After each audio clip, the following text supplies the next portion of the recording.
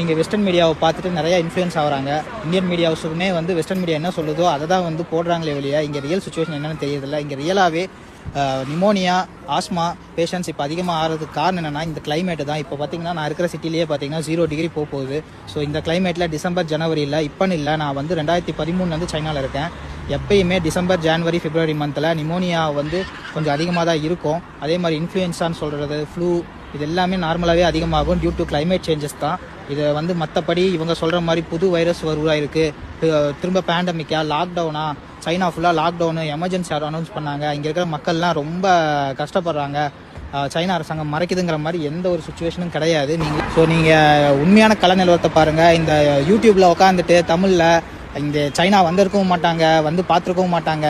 அதே மாதிரி இங்கே என்ன நடக்குதுன்னு தெரிஞ்சிருக்காது, சும்மா அடிச்சுடுறது இஷ்டத்துக்கு. ஏன் இப்படி பண்ணுறீங்கன்னு தெரியல. ஏன்னா நீங்கள் சொல்கிறத தான் அங்கே இருக்கிற மக்கள் நம்புகிறாங்க. அங்கே இருக்கிற எங்களோட குடும்பங்கள் ஆகட்டும்,